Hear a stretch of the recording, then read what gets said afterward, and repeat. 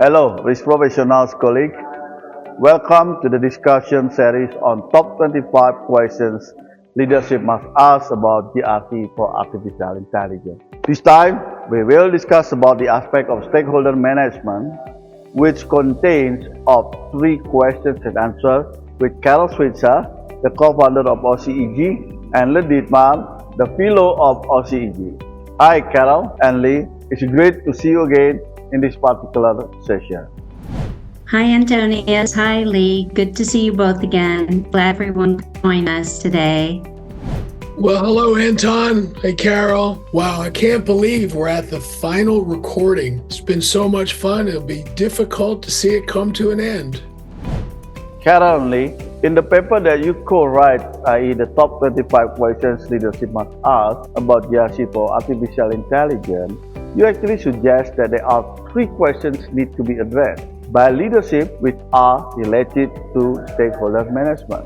As such, may I start with Carole on the questions number 1, i.e. how can we build and maintain trust with our customers, partners, and other stakeholders when using artificial intelligence in our business operations? In reference to that question, would you please to share some observation or insight about what are expected outcomes of why this particular question being addressed by the leadership? And also please your kind sharing as well to give some examples of how effective ways to do it practically in the real world, or kind of example of bad practices that create unexpected impact to the organization where the leadership is accountable. Please, Carole. So, Anton, Lee and I included this question in the list because really it is the potential breaking point for an organization and its use of AI. If you do not have trust from your workforce, your third parties, your customers, your investors, all of your stakeholders, you using AI is going to present incredible problems. It's critical that you have trust. And this is an area where trust is not readily available at this point in time. People are very nervous about the use of AI, quite rightly so.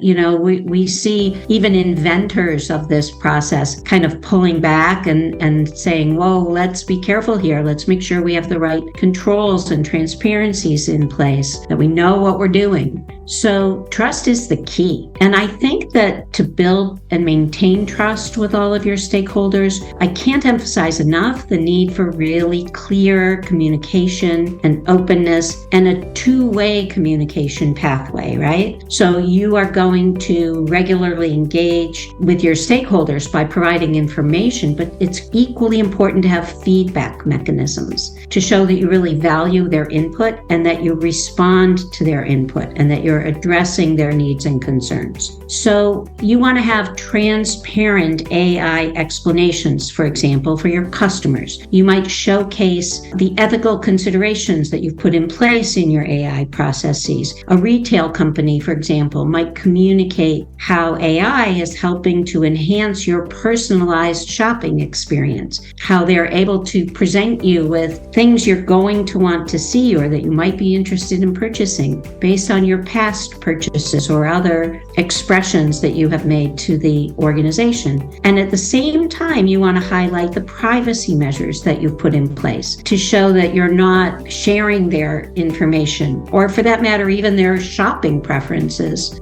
with other people without their permission or without any real purpose or need. In healthcare, it may become even more important. You want transparency in your communications about how AI is assisting in diagnostics. And you definitely want your patients to see how that's being done and how it benefits them, and how at the same time you are protecting their personal information. When you have that openness and you allow for feedback and requests regarding personal data, you're going to begin to build more trust in the use and approach to AI. Thanks, Carole, for such an answer. Now may I turn my eyes to you, Lee. Lee, for the second question as quoted in your paper, may we understand the reason behind or the deep thoughts or consideration related to the question number 2, i.e., how are we monitoring and evaluating the impact of our use of artificial intelligence on our stakeholders, including employees, customers, and even the wider community? In addition to your elaborations, like we have already asked Carole, would you please share some examples of how this question practically being addressed by the organization, how it is being handled in an organization, what are the key challenges to do it, and what are the key success factors and or practical tips to make it effective, albeit the challenge? Please, Lee, share your answer. Well, Anton, this question is critically important for several interconnected reasons. First, it addresses the ethical and social responsibility that organizations have when using and deploying AI. It's about considering impacts beyond just business outcomes, looking at effects on employees' jobs, customer experiences, and broader societal impacts. This ties directly to the focus of emerging regulations, like the EU AI Act, which mandates impact assessments and ongoing monitoring of AI systems. Organizations need robust processes to evaluate stakeholder impacts for compliance, such as with the EU AI Act, but also as a cornerstone of effective risk management. Proactive monitoring is also crucial for building and maintaining trust that Carole so aptly addressed in her answer. Stakeholders increasingly expect, and I would say will demand, transparency about AI use and its impacts. From a technical perspective, the monitoring is essential for AI alignment. This means ensuring that AI systems remain aligned with human values, but also the organizational principles and policies that have been defined. AI capabilities and applications are, as we all know, rapidly evolving and improving. Continuous evaluation of stakeholder impacts will allow governance frameworks to adapt as well. An adaptive approach will be key to harnessing AI benefits while minimizing downsides. Understanding real-world impacts on the various stakeholders provides valuable insights to refine and improve a company's AI strategies. It's particularly important when considering the potential far-reaching effects on even wider stakeholder groups, such as society in general, that may require significant containment measures. Ultimately, ensuring AI positively impacts stakeholders is crucial for the long-term sustainability and acceptance of AI technologies in business and in society more broadly. Now, let's address your questions about the challenges, key success factors, and practical tips for actually evaluating and measuring stakeholder impact. Let's talk about challenges first. Complexity and scale come to mind initially. AI systems can have far-reaching and interconnected impacts across multiple stakeholder groups. And then we've got difficulties in attribution and in measurement. Some impacts may be indirect, and some may emerge over time, and this can make them very difficult to attribute and to measure. And as I said earlier, you've got a technology that's rapidly evolving, as will its use. AI capabilities are changing quickly, requiring constant updates to monitoring approaches. And then we've got data privacy. Gathering the impact data must be balanced with stakeholder privacy rights. Now, if you're looking for a reference framework, well, you're kind of out of luck because there is a lack of standardization. I'm not aware of any universally accepted framework for AI impact assessment. Finally, in the process of evaluating and measuring, the evaluation tools and methods themselves may introduce bias, creating another challenge. So it is a challenging task, still essential. Now, what are some key success factors? Well, the first thing I would say as the organization does this, cross-functional collaboration. This can't be just one group. It needs to involve diverse teams, including IT, HR, legal, ethics, operations, and so forth. Direct stakeholder engagement will be critical. Actively involve your stakeholders in designing and implementing the monitoring strategies. That's one way to build trust. Also, expect continuous learning. Foster a culture of ongoing improvement and adaptation in AI governance. Transparency. I think this is most important. Be open about the monitoring processes and the findings to build trust. Be proactive. Anticipate potential impacts rather than reacting to emerging issues. And recognize that it'll take quantitative and qualitative methods to really understand the stakeholder impacts.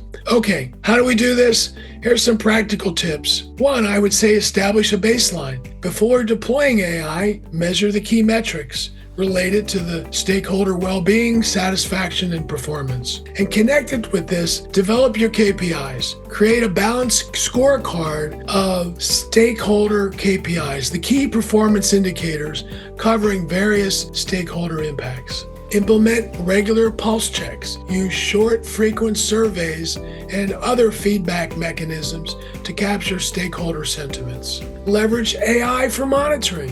One example, use AI for natural language processing to analyze feedback data such as employee communication, social media sentiment, and so forth. Create feedback loops. Establish clear channels for stakeholders to report concerns or unexpected impacts. Conduct periodic deep dives. Perform thorough impact assessments, not just at the beginning, but at regular intervals. Use scenario planning, that is, conduct what-if exercise to anticipate potential future impacts, because you're going to be expanding your use of AI, and AI is going to be becoming more powerful. Conduct benchmarking. Compare your AI impact metrics with industry standards, leading practices, or other companies. Establish an independent ethics committee, maybe an ethical review board, to oversee AI projects and programs and their impacts. And finally, as we mentioned earlier, transparency. Transparent reporting. Regularly report on AI impacts and mitigation efforts, and not just the good news, but the bad news as well. This will help increase trust. By implementing, these types of practices, organizations will create a robust framework for monitoring and evaluating the impact of AI on its stakeholders, despite the inherent challenges we talked about earlier. And this approach will not only aid in regulatory compliance, but also will foster trust, improve AI systems, and, I believe, accelerate the achievement of value from your AI investments. Thank you, Lee, for the answer and explanation on question number 2. Now, we come to the last point of discussion on stakeholder management, which refers to the following questions. How can we ensure consistent artificial intelligence compliance and risk management practices across our entire extended enterprise, including suppliers, subcontractors, and even third-party artificial intelligence providers? For this question number 3 in particular, may I invite you both to give your viewpoint, perspective, deep thoughts, observation, insight, and even foresight related to the question. To start, I'd like to invite first Carole. Please, your turn. So this may be the last question, but it is definitely not the least important question. In fact, it may be one of the most important questions. Being able to ensure AI compliance and risk management practices across the extended enterprise, everything from suppliers, third parties, all the way through the internal workings of the organization, is a challenge, a very multifaceted challenge, and you really have to have a comprehensive approach to it. I would say that if you take a model like the OSEC GRC capability model and you use it to help you, you will end up with something that has a more standardized and documented approach that is repeatable, that is mature in its structure. And there are several components that are going to contribute to this. First, you want to have standardized guidelines for compliance with data security, data privacy, and ethical AI practices. And you want to make sure you communicate these standards to all of your stakeholders. And then you want to engage with your external, in particular, early to make sure that they understand this is not, just a standard that you're putting out there because you have to, but rather that you really want them to understand that this is important and essential in your relationship. and you want to foster a feeling of shared responsibility and collaboration to address these needs and these concerns. And then you're going to verify. You're going to have some type of robust, continuous monitoring system for auditing and assessing their compliance with your standards, and to ensure that everything you've put in place is appropriate. You make adjustments where necessary, reassess compliance, make changes in how you're going to implement controls, and also address the continuous changes in the AI technology and in regulation over that. You're going to want to have some education and training in place. You're going to want to have standard provisions, contractual requirements in your contract with suppliers and third parties that clearly define your expectations and their responsibilities, and also the consequences for noncompliance. And as hard as it is, you have to follow through on those consequences. Even if in every other respect they're a great supplier, maybe they're the least expensive supplier and they provide everything on time. If they're not complying with these requirements, you have to take action. You can't make exceptions. And in that respect, you have to be proactive. You have to proactively address risk and mitigate risks, have contingency plans in place, have crisis management protocols in place, and just overall keep an eye on the regulatory landscape as it's changing. Thank you, Carole. Now, Lee, please, your kind turn to give your viewpoint, perspective, the thought, observation, or insight, and even foresight related to that question. Please, Lee. Well, Carole, great answer. Carole's done a great job explaining the importance of addressing the extended enterprise in dealing with AI risks, especially compliance risks. The critical reality is that companies are increasingly being held responsible for AI impacts, even when the AI is developed and provided by third parties. The emerging regulatory landscape is extending responsibility beyond organizational boundaries. Companies might find themselves liable for unintended consequences of AI that they didn't create. So there is a growing need for rigorous due diligence and continuous monitoring across the extended enterprise. Transparency and traceability are crucial across the entire value chain. Risk management and contractual obligations need to expand to encompass AI-specific concerns. Now, this shift in regulatory approach emphasizes the need for organizations to take a holistic, proactive stance on AI governance that spans the entire operational ecosystem. Now, as we come to the end of this video series, let's look ahead. We will experience exponential growth in both the power and the expansive use of AI. Leaders must today think about the near future implications of pervasive AI integration into products and services, and how this will impact organizational operations, governance, risk management, and compliance. Let me just share a few considerations. The shift towards AI-driven decision-making across all operations is inevitable. Operations will need continuous real-time compliance monitoring, specifically with regard to the role of AI. This means the development of holistic, AI-driven risk management approaches. And let's not forget, it's going to be even more important now to manage complex data ecosystems. I think data governance moves to the front office from where it's been in the back office. And in this section, we've been talking a lot about supply chains in the extended enterprise. So you should anticipate AI-driven supply chains and expect the evolution towards more adaptive organizational structures and continuous learning models at an increased speed. The need for proactive engagement with AI regulators and the regulations and governance frameworks has never been more important. Now is the time. And finally, don't forget this incredibly important aspect of developing AI literacy across all stakeholders. Thanks, Lee, for the answer. Now we come to the end of discussion of this particular session, which also means to the final session of the discussion series program on the top 25 questions leadership must ask about GRC for artificial intelligence. In that regard, I would like to invite once more Carole and Lee to give a kind of closing remarks and possibly some key messages to leadership of organization in addressing the challenges and opportunities as regard to effectively optimize the advancement of artificial intelligence through a better GRC practices in the organization. Please.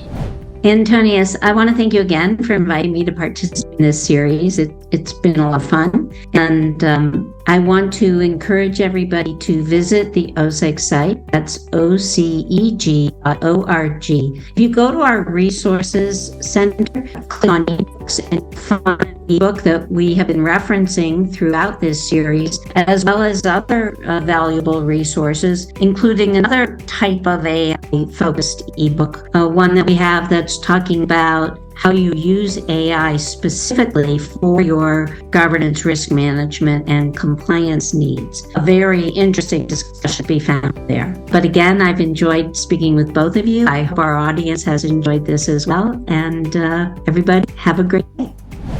Anton, this entire video series project has been a lot of fun and a wonderful forcing function for Carole and I to really organize our thinking about the important questions that leaders have to answer and how to answer them, as we see AI take on an increasingly important role. I'd like to just share a couple of final thoughts. First, as Carole commented, we will be producing additional assets regarding AI governance. We have recently completed the Essential Guide to AI Governance. Look for that on the OCEG website.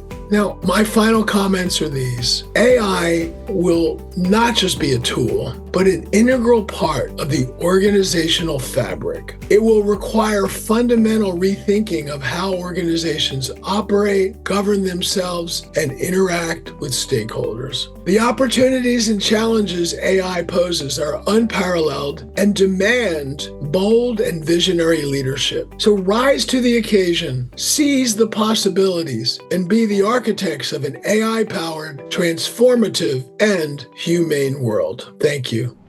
Thank you. Thank you, Carole. Thank you, Lee. And I would like to invite audience to say and express thank you to our honorable resource speaker, Carole and Lee. And we do hope that we are going to meet you again in the other session of discussion together with Carole and or Lee Dittmar in other occasions. Bye-bye. See you again, audience.